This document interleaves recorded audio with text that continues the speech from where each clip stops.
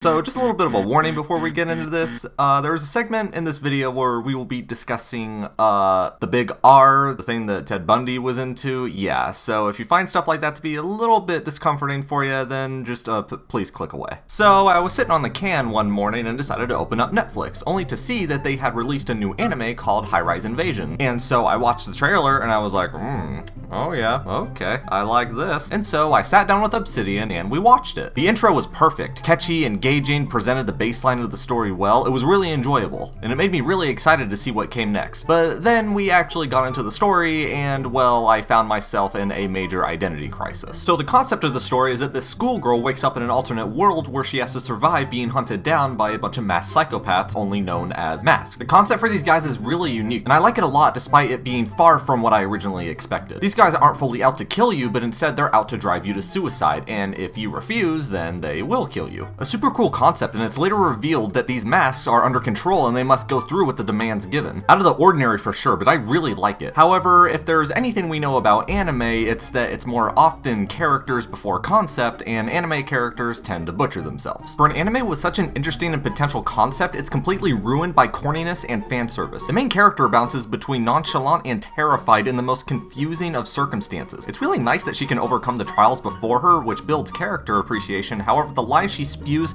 are completely indefensible. I'm not gonna fault the show for her always speaking out her actions, as her being in a new world and possibly a dreamlike state can cause her to approach herself step by step through every action. But again, the dialogue is atrocious, and I mean awful. It's okay to shoot these masks because they're not human. Proceeds to shoot the mask off. Wait, what? They're human? Then two cops jump into this world, and for some reason one of them pushes their superior off the roof and finds a katana left by one of the masks. Oh my god, it's a real Japanese sword. What? Dude, are you not from Japan? The dude who gets pushed off of the building. Oh god, am I gonna die? Oh no, the ground is right there.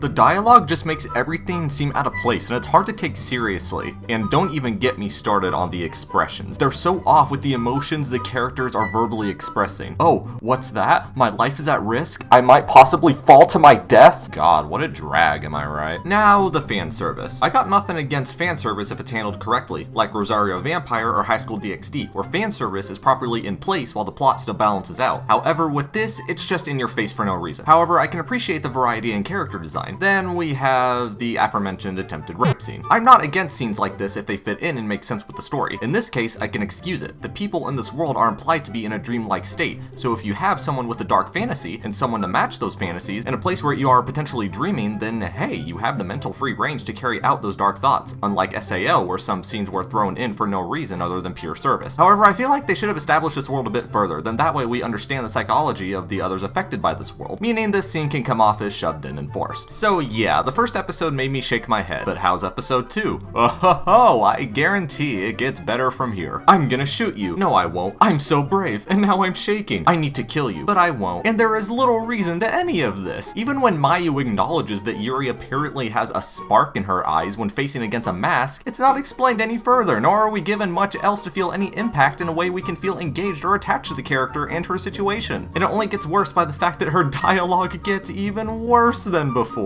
Now, that's not entirely her fault, because pretty much every character is affected by this absolutely stupendous script writing. However, the only true development we've received is with the masks. It's explained furthermore that if they put on the mask, then their mind gets rewired to where they physically cannot disobey their orders. The masks continue to engage me, and I really want to know more about them, but the rest of the anime is just so absolutely cheesy and poorly executed through terrible expressions and unrelatable dialogue pertaining to the situation. It doesn't feel like a drama survival anime, as it just feels like a humongous joke. Also, I just want a side note, this chick actually deeply cares about her brother? Girl, you're breaking the number 2 rule of anime here. Now, I may finish the full series and I'll be back when I do, but for now, I rank this as a D anime. Such a great and unique concept, and I really hope it gets better. Until then, Zev out.